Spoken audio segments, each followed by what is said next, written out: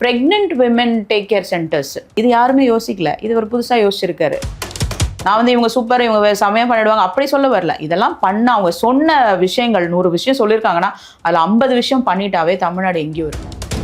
நாங்க பண்ணதே தான் நீங்க பண்ணிருக்கீங்க, நாங்க வச்ச பேரே தான் நீங்க வச்சிருப்பீங்க அப்படின்னு சொல்றாங்களே தவிர இது நீங்க பண்ணது தப்பு, இந்த ஸ்கீம் தப்புன்னு யாருமே சொல்லலையே. ஆல்மோஸ்ட் 78,000 crores கிட்ட நம்ம வந்து டெபிசிட்ல தான் இருக்கோம் அப்படின்ற மாதிரி சொல்றாங்க. அப்போ அந்த மாதிரி டெபிசிட் இருக்க பட்சத்துல எனக்கு டெவலப்மெண்ட்டும் பண்ணி ஆகணும். வெற்றின்றது ஒரு காமன் வேர்டு தானே. காமன் பார்லன்ஸ்ல வெற்றின்றது விக்டரி. ஆனா ஒரு சில பேர் என்ன சொல்றாங்க, வெற்றின்றது விஜயம். முன்னாடி இருந்த டைம்ல ஜிஎஸ்டி கார்ஸ் வித்துட்டு தான் இருந்தது, எல்லாமே இருந்தது. ஆனா ஜிஎஸ்டி கலெக்ஷன் பார்த்தா கம்மியா இருந்தது. The tax collection was less. எப்படின்னு தெரியல. See, I'm very clearly stating I'm not against the government or for the government. But if he is doing something which is going to be benefiting even in the future, அதை increase பண்றோம்னு நினைக்கிறது அவரோட ஆசை. புதிய சிந்தனை channel நேயர்கள் அனைவருக்கும் வணக்கம். இன்னைக்கு நம்மளோட அட்வொகேட் பிரீதா அவங்க தான் அணைஞ்சிருக்காங்க. நிகழ்ச்சிக்கு போகலாம். மேம் வணக்கம். மேம் வணக்கம். எப்படி மேம் இருக்கீங்க? ரொம்ப நல்லா இருக்கேன். பட்ஜெட் வந்து இப்போ ஒரு மாற்றமா இல்லை ஒரு ஏமாற்றமா அப்படின்றதே நிறைய பேருக்கு வந்து ஒரு கேள்வியாக இருக்குது. இன்னொன்று வந்து பீயிங் அண்ட் அட்வொகேட்டையும் தாண்டி நீங்கள் ஒரு ஃபினான்ஷியல் அட்வைசர் அப்படின்றது நான் கேள்விப்பட்டேன்.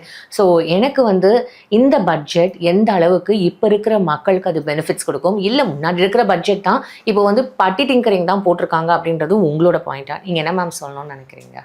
இப்போ இருக்கிற பட்ஜெட் பார்த்தீங்கன்னா அவர் வந்து மேலே வந்திருக்காரு, ஒயிட் ரிப்போர்ட் ஒன்று சப்மிட் பண்ணுறாரு. ஒயிட் ரிப்போர்ட் பார்க்கும்போதே நமக்கு வந்து எந்த அளவுக்கு ரெவென்யூ டெஃபிசிட் இருக்குது, எங்கெல்லாம் வந்து ரெவென்யூ லீக் ஆகிருக்கு அப்படின்ற இன்ஃபர்மேஷன் நம்ம கொடுக்குறாரு. எந்த அளவுக்கு நம்ம கடனில் இருக்கும். ஆக்சுவலி அவர் நம்பர்ஸும் கொடுத்த தமிழ்நாடோட டெட்டு வந்து 13.18 lakh crore இருக்குது அப்படின்ற ஒரு நம்பரை கொடுக்குறாரு. அண்ட் எனக்கு தெரிஞ்சு இது எங்கெல்லாம் ரெவென்யூ லீக்ஸ் இருக்குன்ற ஒரு இன்ஃபர்மேஷன் கொடுக்குற, டாஸ்மாகா இருக்கட்டும், SRO ரெஜிஸ்ட்ரேஷன்ஸாக இருக்கட்டும், எங்கெல்லாம் அந்த ரெவென்யூலேருந்து கூட சொல்கிறாரு. எக்ஸாக்ட்லி எங்கெல்லாம் வந்து ரெவென்யூஸ் போயிருக்கு அப்படின்ற ஒரு ஒயிட் ரிப்போர்ட் தான் கொடுத்தாரு. ஸோ இப்போ அவங்க கொடுத்துருக்க பட்ஜெட்டும் பார்த்தீங்கன்னா ஒரு 5-6 பில்லர்ஸ் தான்ப்பா. பேசிக்காக எனக்கு வந்து குழந்தைங்களோட எஜுகேஷன், சீனியர்ஸ் கான்சன்ட்ரேட் பண்ணியிருக்காரு, ஃபார்மர்ஸை கான்சன்ட்ரேட் பண்ணியிருக்காரு, ஹவுசிங் ஃபார் பீப்புளை கான்சன்ட்ரேட் பண்ணியிருக்காரு. நிறைய விஷயங்கள் ஃபேவரபிள் டெசிஷன்ஸ் தான் எடுத்திருக்காரு. அண்ட் அவர் கொடுத்துருக்க பட்ஜெட்டுமே பார்த்தா 1.73 crores விச் இஸ் ரைட். இது வந்து அவங்க லிமிட்ல தான் கொடுத்துருக்காங்க. இன்னும் 700 கோடி ரூபாய் கம்மியாக தான் சொல்லியிருக்காங்க. முன்னாடி இருந்ததை விட 700 crore ஒரு ஸ்பேஸ் எடுத்து தான் கொடுத்துருக்காங்க. ஸோ இந்த மாதிரி வந்து அப்புறம் இவன் வந்து நீங்க சொன்ன மாதிரி பட்டி டிங்கரிங் பார்த்து தான் வந்திருக்கா அப்படின்னா அப்படிலாம் கிடையாது. காமராஜர் காலத்துலேருந்தே ஒவ்வொரு ஃபார் எக்ஸாம்பிள் ஒரு ஸ்கூலா இருக்கட்டும், ஒரு காலேஜா இருக்கட்டும், அப்ப இருந்த செல்வந்தர்களை வச்சு தான் வந்து அவர் schools and colleges, aided college, குழந்தைங்க சாப்பாடு கொடுத்தாதான் ஸ்கூலுக்கு போகும். ஸோ இதெல்லாம் வந்து from Kamarajar to MGR to Jayalalithaa அம்மையாராக இருக்கட்டும், கலைஞர் அவர்களாக இருக்கட்டும், எல்லாருமே வந்து என்னோட சொசைட்டி, அதாவது என்னோட ஸ்டேட்டுக்கு என்ன நல்லது, எது போய் அவங்கள வந்து ரீச் ஆனால் அவங்களோட டெவலப்மெண்ட் இருக்கும்னு பார்த்து தான் ஒவ்வொரு விஷயங்களும் பண்ணியிருக்காங்க. ஐ திங்க் இவருமே அந்த கண்ணோட்டத்தில் தான் எடுத்துகிட்டு போயிருக்காரு. ஆனால் அதை தவிர அவர் சொல்கிற விஷயங்கள் ஒரு சில பட்ஜெட்லாம் அவங்க அலோகேட் பண்ணியிருக்கிறத பார்த்தீங்கன்னா, pregnant women take care centres, பெண்களுக்கு நிறைய பிரெக்னன்சி டைம்ல அவங்கள பாத்துக்கிறதுக்கு சென்டர்ஸ் கிடையாது. இது யாருமே யோசிக்கல. இது ஒரு புதுசா யோசிச்சிருக்காரு. ஓகே. அதுக்கப்புறம் பெண்கள் அந்த pregnancy care ma'am any specific அந்த பிரெக்னன்சி காலத்துல சென்டர்ஸ் கொடுக்கறது, அவங்களுக்கு சத்தான ஃபுட்டு கொடுக்கறது, அவங்களோட மெடிக்கல் எக்ஸ்பென்சஸ், அவங்களுக்கு சென்டர்ஸ் ஓப்பன் பண்றது. இப்போ முதியோர் சென்டர் ஓப்பன் பண்றாங்க இல்லையா, அந்த மாதிரி பிரெக்னன்சி கேர் சென்டர்ஸ். ஓகே, அது இங்க வந்து ஓப்பன் பண்ண. ஆமா, இதை வந்து ஒரு புது பாயிண்டா இதுல சொல்லியிருக்காங்க. அதை வாசிச்சேன். இன்னொன்னு வந்து பாத்தீங்கன்னா, அந்த குழந்தைகள் பிறக்குது இல்லையா, கவர்மெண்ட் ஹாஸ்பிட்டல்ல பிறக்கிற குழந்தைகளுக்கு தங்கம் கொடுக்கறது, அதை வந்து அதுக்கு வந்து ஆல்மோஸ்ட் அதுக்கு ஒரு பட்ஜெட் அலோகேட் பண்ணியிருக்காரு. அதுக்கப்புறம் வீடுகள் கட்டி கொடுக்கறது இப்போ வரைக்கும் 1953 crores அதில் அலோகேட் பண்ணுறதா சொல்லியிருக்காரு. 24,313 வீடுகள், 14,194 அப்பார்ட்மெண்ட்ஸ் வித் பேசிக் நெசசிட்டிஸ் நான் கட்டி கொடுக்க போறேன். முன்னாடி இருந்த கவர்மெண்ட்லேருந்து அதே தான், அது எல்லா கவர்மெண்ட்டும் பண்றது தான் இவரும் பண்ணியிருக்காரு. அதனால தான் என்ன சொல்றாங்க, நாங்க புதுசா, நீங்க மட்டும் புதுசா பண்ணல. நான் என்ன சொல்றேன், இப்படி சொல்றவங்க கிட்டயும் என்ன சொல்றேன், அதுக்கு முன்னாடி இருந்தவங்களும் அதை யோசிச்சிருக்காங்களே, நீங்க மட்டும் இல்லை. ஸோ நீங்க வந்து நான் தான் யோசிச்சிருக்கேன்னு சொல்லி எந்த கவர்மெண்ட்டும் பேச முடியாது. நான் சொல்ல any government for that matter. இவருமே யோசிக்கிறாரு, லெட் தெம் இம்ப்ளிமெண்ட். ஆனா இது என்னன்னா, இந்த எல்லா ப்ராஜெக்ட்ஸும் இம்ப்ளிமெண்ட் பண்றதுக்கு ஒவ்வொரு அரசும் கடன் வாங்கியிருக்கு, அந்த லிமிட்டுக்குள்ள வாங்கியிருக்கு அப்படிங்கிறாங்க. இவருமே அந்த லிமிட்குள்ள தான் ஒரு பட்ஜெட்டை சொல்றாரு. இன்னமும் ஒரு 700 crores கிட்ட ஸ்பேஸ் எடுத்து தான் சொல்றாரு. நான் வந்து இந்த கவர்மெண்ட் சப்போர்ட் பண்றேன், அந்த கவர்மெண்ட் சப்போர்ட் பண்ணலன்னு சொல்ல. Very neutrally I am talking. If what ever steps he has taken, it's good. Okay. அவ்வளவுதான். இன்னொன்னு அந்த நான் சொன்னேன் இல்லையா பிரெக்னன்சி ஃபெசிலிட்டேட் சென்டர், அதுக்கு 23 crores அலோகேட் பண்ணியிருக்கா. ஃபுட்டு, மெடிசன்ஸ் அவங்கள மானிட்டர் பண்றதுக்கு அதுக்கு ஒரு பட்ஜெட் அலோகேட் பண்ணியிருக்காரு. அப்புறம் அந்த ஆடு மாடுக்கெல்லாம் சப்சிடிஸ் கொடுக்கறது, அது எல்லா கவர்மெண்ட்ஸ்லயும் நடக்கிறது தான். இன்னொன்னு புதுசா அப்புறம் ஏஐ சிட்டி ஒண்ணு அப்படி ஆரம்பிச்சிருக்காரு. இது வந்து இன்னைக்கு இருக்கிற ரெக்குவயர்மெண்ட்டுக்கு ஏத்த மாதிரி இந்த மனுஷன் யோசிச்சிருக்காரு அப்படின்றத நம்ம பார்க்கணும். So எல்லா கவர்மெண்ட்ஸ்லயும் பண்ணிருப்பாங்க, பட் இப்ப இருக்கிற ட்ரெண்டுக்கு யோசிச்சிருக்காரு. ஆர்டிஃபிஷியல் இன்டெலிஜென்ஸ்க்கு அதுக்கு ஒரு research centre, what is happening, quantum ரிலேட்டடா என்ன, இதெல்லாம் ரொம்ப ஃபார்வர்ட் திங்கிங். இதெல்லாம் ரொம்ப வெல்கமிங் ஸ்டெப் தான். இதை தவிர பாத்தீங்கன்னா ஸ்மார்ட் மீட்டர்ஸ் சென்னையில 100% கொண்டு வர போறாரு. ஏன்னா இப்ப ரீசெண்டா பிரச்சனை பாத்தீங்கன்னா எனக்கு இபி பில் ஏறிடுச்சு. ஆமா, நிறைய பேருக்கு இப்ப என் வீட்லயுமே நான் முன்னாடி கட்டின இபி பில் இல்லை, என் ஆஃபீஸ்லயும் சரி வீட்லயும் சரி எல்லாமே அப்படியே டபுள் ட்ரிபிள்ல கட்டியிருக்கேன். சோ இதுக்காக இப்போ சென்னையில 100% ஸ்மார்ட் மீட்டர்ஸ் கொண்டு வர போறதாகவும், சென்னையை தவிர அது பாசிபிள் 100% பாசிபிள் பா. He is concentrating on Chennai first. ஏன்னா most of the hubs are in Chennai. நம்ம ஹையஸ்ட் இபி இது நடக்கிறதும் சென்னையில நடந்திருக்கு. சோ அதனால முதல்ல 100% சென்னையில கொண்டு வராரு. இதை தவிர பாத்தீங்கன்னா தொழில் வணிக நுகர்வோர் அதுக்கு பாத்தீங்கன்னா ஒரு 50 லட்சம் பேரை டார்கெட் பண்றாங்க. அவங்களுக்குமே ஸ்மார்ட் மீட்டர்ஸ் கொடுக்கணும் அப்படின்னு சொல்லிட்டு டார்கெட் பண்றாங்க. சோலார் பேனலுக்கு subsidy 1 lakh subsidy. All these are welcome. இதெல்லாம் நம்ம ஒரு சில விஷயத்துல நம்ம எதிர்பார்ப்போம், இதை பண்ணா சரியா இருக்குமே, அதை பண்ணா சரியா இருக்குமே. அப்படி பார்த்தா இது அகைன் ஒரு வெல்கம். 1 lakh வரைக்கும் சப்சிடி கொடுக்குறாரு. ஒரு வீட்டுக்கு சோலார் பேனல் போனா 1.5 லட்சத்துல இருந்து 5 லட்சம் வரைக்கும் செலவாகும். 1 லட்சம் ரூபாய் சப்சிடி கொடுக்குறாரு. அதுக்கப்புறம் கவர்மெண்ட் லைப்ரரி இது வரைக்கும் நம்ம மேனுவலா போய் எல்லாமே பார்த்துருப்போம். இதை நான் வெளிநாடுகள்ல பார்த்தேன், digital library. So he is planning to digitalize the government library, which is a welcoming step for all the students. Okay. இது சொல்லியிருக்காரு. அதுக்கப்புறம் நம்ம தமிழ்நாடோட கிராமிய விளையாட்டு போட்டிகள், நம்ம ஜல்லிக்கட்டா இருக்கட்டும், கபடியா இருக்கட்டும், இதுக்கு பட்ஜெட் அலோகேட் பண்ணியிருக்காரு. கிராமிய நடனங்களுக்கு பட்ஜெட் அலோகேட் பண்ணிருக்காரு. 100 ப்ரோக்ராம்ஸ்க்கு மேல நான் கொடுப்பேன்ற மாதிரி பட்ஜெட் சொல்லியிருக்காரு. சரி, இதெல்லாம் நீங்க ஒரு வெல்கமிங் ஸ்டெப்பா தானே பார்க்கணும். அதுக்கப்புறம் இந்த ட்ரக்ஸ் அண்ட் நார்கோட்டிக்ஸ்க்கு அதுக்கு ஒரு புது ஹெல்ப்லைன் வேற கொண்டு வந்திருக்காருன்னு வாசிச்சேன். அது பார்த்தா 10-10581 எல்லா ஸ்கூல் கேம்பஸ்லயும் இந்த நம்பரை ஒட்டணும். இதுக்கு வாலண்டியர்ஸ் யாரெல்லாம் இது பண்றாங்களோ இந்த நம்பரை எல்லா ஸ்கூல்ஸ்லயும் ஒட்டணும்ட்டு அதுக்கு தனியா 7 கோடி ரூபாய் ஒதுக்கி இருக்காரு. அதுக்கப்புறம் வர 5 வருஷத்துல 3000 கோயில்கள், குளங்கள், தேர்கள், தங்கும் வசதி, இதை பத்தி யோசிச்சிருக்காரு. ஜென்ரலா ஃபிஸ்கல் மேனேஜ்மெண்ட் தான் பண்ணுவாங்க. ஃபிஸ்கல் மேனேஜ்மெண்ட்டா ஒரு கவர்மெண்ட்டை பொறுத்த வரைக்கும் எதுலலாம் நான் எக்ஸ்பெண்டிச்சர் கொடுக்கணும், அதுலேருந்து எங்கே ரெவென்யூ வரப்போகுது, எங்கே லாஸ் வரப்போகுது. கேபிட்டல் எக்ஸ்பெண்டிச்சர் நீங்கள் நிறைய பண்ண போறீங்கன்னா உங்களுக்கு அதுலேருந்து ரெவென்யூஸ் நிறைய வரப்போகுதுன்னு அர்த்தம். முன்னாடி இருந்த டைமில் ஜிஎஸ்டி கார்ஸ் வித்துட்டு தான் இருந்தது, எல்லாமே இருந்தது. ஆனால் ஜிஎஸ்டி கலெக்ஷன் பார்த்தா கம்மியாக இருந்தது. The tax collection was less. எப்படின்னு தெரியல. So obviously you can easily identify கரெக்டா எங்கெல்லாம் நமக்கு ரெவென்யூ இல்லாம இருந்திருக்கு. இப்போ இவங்க ஐடென்டிஃபை பண்ணிட்டாங்க, இந்த கவர்மெண்ட் ஐடென்டிஃபை பண்ணா. So everything has to be tax கலெக்ஷனை கான்சன்ட்ரேட் பண்ண போறாங்க எல்லாத்துக்குமே. இப்போ ஒரு விஷயத்தை தெரிஞ்சு பண்றவங்கள நம்ம தூங்குறவங்கள எழுப்பிடலாம், தூங்குற மாதிரி நடிக்கிறவங்களை இங்க எப்படி எழுப்புவீங்க? இதெல்லாம் இவங்க பண்ணாங்கன்னா it is a good thing for Tamil Nadu. நான் இவங்க சூப்பர், இவங்க சமயம் பண்ணிடுவாங்க அப்படி சொல்ல வரல. இதெல்லாம் பண்ண அவங்க சொன்ன விஷயங்கள் 100 விஷயம் சொல்லியிருக்காங்கன்னா அதுல 50 விஷயம் பண்ணிட்டாவே தமிழ்நாடு எங்கேயும் இருக்கும். பள்ளிக்கல்வித்துறையிலேருந்து ஒரு அவங்க பேர்ல ஒரு இஷ்யூ இருக்கு. அதாவது அவங்களுக்கான பட்ஜெட், அதாவது அந்த கவர்மெண்ட்டுக்கான அந்த குழந்தைங்களுக்கான பட்ஜெட், பள்ளிக்கல்விக்கு கம்மியான ஒரு பட்ஜெட் ஒதுக்கியிருக்காங்க கிட்டத்தட்ட அப்படின்ற மாதிரி சொல்லியிருக்காங்க. 2 lakhs crores கிட்ட. அது எந்த அளவுக்கு உண்மை மேம்? அது இல்லை, கம்மின்னு நான் சொல்ல மாட்டேன்ப்பா. அவங்க எனக்கு தெரிஞ்சு ஸ்கூல்ஸ்க்கு லேப்டாப்க்கு ஒரு 2000 crores ஒதுக்கியிருக்காங்க. மாடர்னைசேஷன் ஆஃப் ஸ்கூல்ஸ்க்கு, அதாவது 855 ஹை ஸ்கூலுக்கு இமீடியட்டா 300 crores அலோகேட் பண்ணியிருக்காங்க.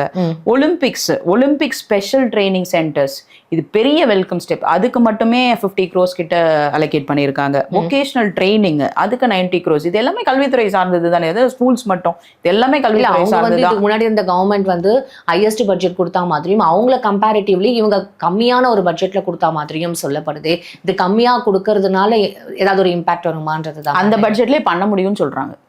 அவ்வளோ பெரிய பட்ஜெட் தேவையில்லை, இந்த பட்ஜெட்ல என்னால் பண்ணிட முடியும்னு இவங்க சொல்றாங்க, வேற ஒன்றும் இல்லை. Okay ma'am. ஸோ இதையும் தாண்டி இந்த கோவில்கள் நீங்க சொன்னீங்க, அப்புறம் இந்த பிரெக்னன்சி இதெல்லாம் நீங்க சொன்னீங்க, எல்லாமே ஓகே. விவசாயத்துக்குன்றது எதுவுமே பெருசா இல்லை அப்படின்ற மாதிரி சொல்லப்படுது மேம். இன்னும் இவங்களுமே கடன் வாங்கி தான் பண்ணணும் அப்படின்ற மாதிரியும் அந்த நிதி செயலாளர் கடன் இன்க்ரீஸ் தான் ஆகும், கம்மி ஆகாதுன்ற ஒரு ஸ்டேட்மெண்ட்டும் சொல்லியிருக்காரு மேம். ஏன்னா டெபிசிட்ல இருக்குமே. இப்போ நம்ம ரெவென்யூ சர்ப்ளஸ்ல இல்லை, டெபிசிட் டெபிசிட்னா நம்ம எதிர்பார்த்த பணம் நம்ம கிட்ட இல்லை, ஆல்மோஸ்ட் 78,000 crores கிட்ட நம்ம வந்து டெபிசிட்ல தான் இருக்கோம் அப்படின்ற மாதிரி சொல்றாங்க. அப்போ அந்த மாதிரி டெபிசிட் இருக்க பட்சத்துல எனக்கு டெவலப்மெண்ட்டும் பண்ணி ஆகணும்.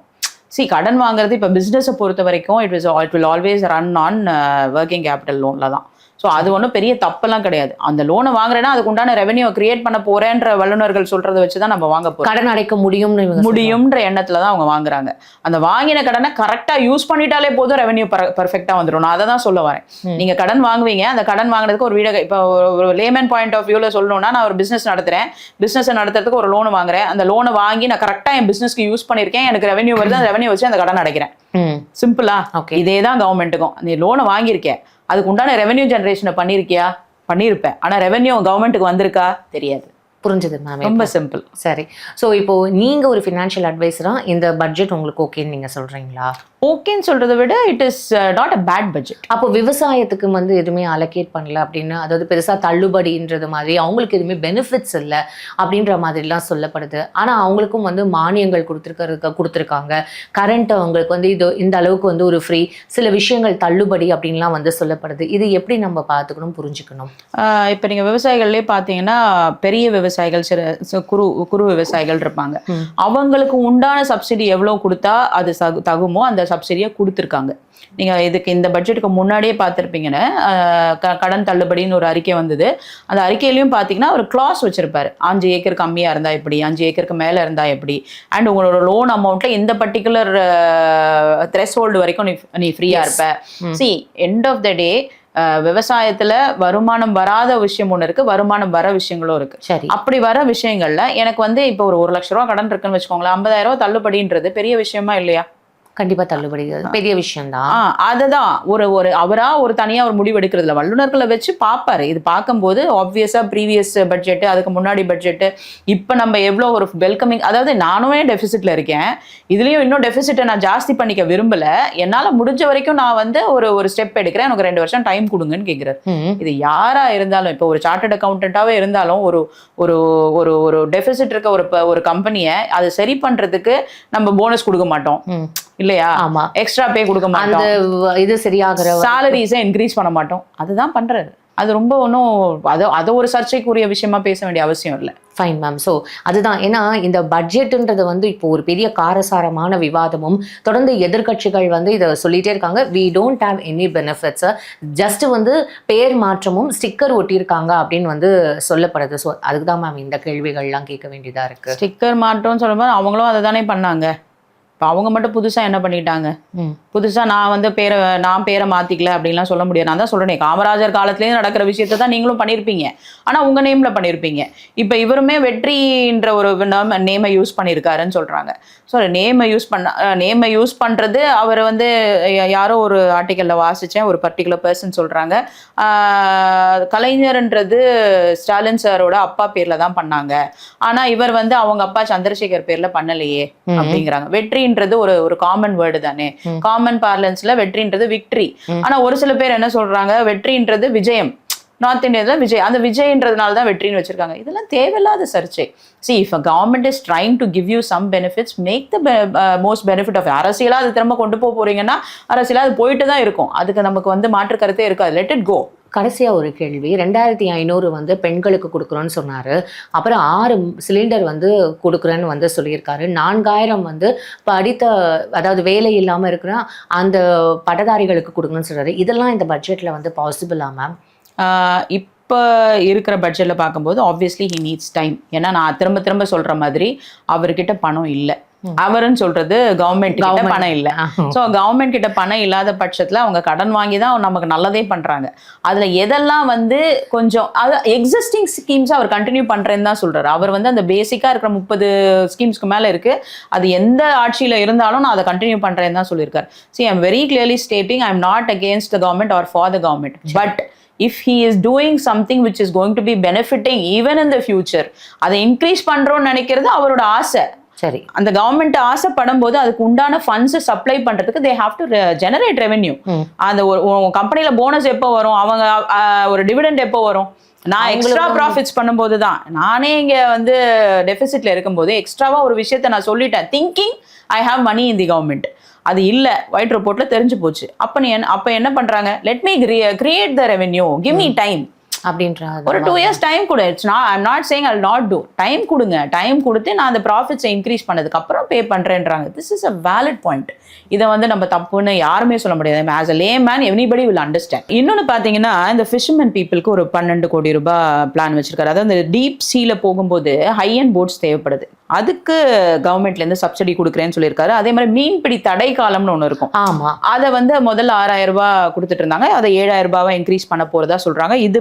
இதனால அடைய போற பெனிஃபிட்ஸ் பார்த்தீங்கன்னா 1,93,000 1,93,000 ஃபேமிலிஸ் இதால பெனிஃபிட் அடைய போகுது. 135 கோடி இதுக்காக ஒரு அலோகேட் பண்ணியிருக்காங்க. அதே மாதிரி டெக்ஸ்டைல் இண்டஸ்ட்ரிக்காக 1,678 crores அலோகேட் பண்ணியிருக்காங்க. அதுக்கப்புறம் நம்ம ஏற்கனவே இந்த சென்ட்ரல் கவர்மெண்டோட பிளான் ஒன்று இருக்கு, அதாவது விபி கிராம்ஜின்னு சொல்லிட்டு 100 நாள் திட்டம். அதை வந்து அதுலயுமே 25 days எக்ஸ்ட்ரா, அதாவது 150 days ஆக போறதா சொல்லியிருக்காரு. பனை விவசாயிகள், நம்ம வந்து நிறைய விவசாயிகள் ரிலேட்டடாக பார்க்கும்போது இந்த பனை விவசாயிகள் நிறைய இடத்துல ஒரு சர்ச்சை கிளம்பிச்சு. நாங்கள் வந்து எங்களுக்கு இன்கமே இல்லாமல் போயிடுச்சு, பனங்கள்னு சொல்லுவாங்க. போய் லிக்கர் குடிக்கிறதுக்கு ஒரு உடம்பை கெடுத்துக்கிற விஷயத்துக்கு அவ்வளோ கவர்மெண்ட் வந்து ரெவென்யூ எடுக்குது. பனை விவசாயிகளுக்காக அவங்க வாழ்வாதாரத்துக்காக பனை மேம்பாட்டு கழகம் அப்படின்னு ஒன்று கொண்டு வரதாகவும் அதுக்கு 16 கோடி ரூபாய் ஒதுக்கி இருக்காரு. சிங்கப்பென் ஸ்கீம், அதுக்கு 354 கோடி. New housing plans for police department. நீங்கள் எதை எடுங்க, எந்த இதை எடுங்க, ஹி ஹஸ் டச்ட் எவ்ரிதிங். நான் இன்னும் சொல்லிக்கிட்டே போகலாம், இன்னும் என்னென்னலாம் பண்ண போகிறாங்க அப்படின்னு சொல்லிக்கிட்டே போகலாம். கறவை மாடு, கோட்ஸ், நீங்க விவசாயிகள் பத்தி கேட்டீங்க, அது 5 ஆடுகள் அதெல்லாம் வந்து கொடுக்குறேன்னு, அதுக்கு 110 கோடி. அதாவது அதுவும் டிசேபிள்டு விமன், அந்த விமன் ரிலேட்டடா விமன் கான்சென்ட்ரேட் பண்ணியிருக்காரு. அதே மாதிரி 10,000 எலிஜிபிள் விமனுக்கு கறவை மாடு கொடுக்கறதாவும் அதுக்கு 57 கோடி ரூபாய் ஒதுக்கி இருக்காரு. கால்நடை காப்பீட்டு திட்டம், ஏன்னா விவசாயிகள் நிறைய பேர் கால்நடைகளை நம்பி இருக்காங்க. ஸோ அதுக்கு காப்பீட்டு திட்டத்துக்கு 31 crores ஒதுக்கி இருக்காரு. சீனியர் சிட்டிசன் ட்ரோன்கள்லாம் வந்து விவசாய பெண்கள் வந்து ட்ரோன்கள் வந்து இயக்கிறதுக்கு அவங்களுக்கு வந்து அந்த ட்ரைனிங் கொடுக்கறதெல்லாம் சொல்லியிருக்காங்க. அதெல்லாம் எந்த அளவுக்கு பாசிபிள்? பாசிபிள். இப்போ எனக்கு தெரிஞ்ச ஒரு யூனிவர்சிட்டி, ஒரு பிரபலமான யூனிவர்சிட்டி, அவங்க அங்கே வந்து ஒரு ட்ரோன் ட்ரெயினரே இருக்காரு. He travels all around India, go and give training on drones. Possible, ஏன் பாசிபிள் இல்லை? இதுவும் ஒரு ட்ரைனிங். அப்போ ஒகேஷனல் ட்ரைனிங்ல அதையும் கொண்டு வரலாமே. கொண்டு வர அந்த ஒகேஷனல் ட்ரைனிங்க்கும் பட்ஜெட் இருக்கு. இந்த காலத்துக்கு ஏற்ற மாதிரி என்னென்ன அவசியம் இருக்கோ அதுக்கு உண்டான ட்ரைனிங்கை கொடுக்கும்போது அது ஒரு வெல்கமிங் ஸ்டெப் தானே. Fine ma'am. ஸோ இது நீங்கள் டோட்டலாகவே வந்து இந்த பட்ஜெட் வந்து ஒரு பாசிட்டிவான ஒரு ஃபேர் பட்ஜெட் தான். ஐ மீன் நெகட்டிவாக சொல்கிறதுன்னு பார்த்தோன்னா என்ன சொல்லுவாங்க, நாங்கள் பண்ணதே தான் நீங்கள் பண்ணியிருக்கீங்க, நாங்கள் வச்ச பேரே தான் நீங்கள் வச்சுருப்பீங்க அப்படின்னு சொல்கிறாங்களே தவிர இது நீங்கள் பண்ணது தப்பு, இந்த ஸ்கீம் தப்புன்னு யாருமே சொல்லலையே. அப்படி பார்த்தா எல்லா ஸ்கீமும் அவர் கரெக்டாக தானே பண்ணியிருக்காருன்னு அர்த்தம். இந்த கவர்மெண்ட் அதில் யோசிச்சிருக்கு, அத்தனை வல்லுநர்களை அத்தனை ஆலோசனைகளை எடுத்திருக்குன்னு தானே அர்த்தம். நோபடி ஹஸ் கமெண்ட் அது சொல்ல முடியாது. ஏன்னா அப்போ நீங்க பண்ணது தப்பாயிடுமே, அப்போ நீங்க பண்ணது தப்பான்ற ஒரு கேள்வி வந்துரும்ல. ஸோ அந்த ஒரு ஃபியர் ஃபேக்டர்லேயே அது சொல்லாம இருக்கிறதுக்கான சான்சஸ். ஸோ எந்த ஒரு ஸ்டெப்புமே பார்த்தா பண்ணி அதுக்கு உண்டான ரெவென்யூ எடுத்தீங்கன்னா அது சூப்பரான பட்ஜெட். 50% இந்த பட்ஜெட்டை நீங்க அதை ஃபாலோ பண்ணீங்கன்னா கூட it's going to be a real boom for the Tamil Nadu. ஏன்னா ஸ்டாக் மார்க்கெட்ஸ் பார்க்குறோம், நம்ம இன்வெஸ்ட்மெண்ட்ஸ் பார்க்குறோம். அப்படிலாம் பார்க்கும்போது இந்த மாதிரி இன்வெஸ்ட்மெண்ட்ஸ் வந்து இந்த ரெவென்யூ ஜெனரேஷன் எங்கெல்லாம் நடக்கும்னு பார்க்கும்போது இவங்க பண்ண பல எக்ஸசைசஸ்ல அந்த ரெவென்யூ வரப்போகுது அப்படின்னா it's a very good thing for Tamil Nadu. Fine ma'am. ஏன்னா இந்த பட்ஜெட் வந்து ஒரு சர்ச்சையாகவே இருக்குது. உண்மையாகவே நீங்கள் வந்து ஒரு கிளாரிட்டியான ஒரு விஷயம் கொடுத்துருக்கீங்கன்றதை நான் நினைக்கிறேன். இன்னும் தொடர்ந்து இந்த பட்ஜெட் கூட்டத்தோடு நம்ம பார்க்க தான் போகிறோம். நிறைய விஷயங்கள் டிஸ்கஸ் பண்ணலாம். உங்கள் நேரத்துக்கு ரொம்ப நன்றி மேம். தேங்க்யூம்மா. தேங்க்யூ.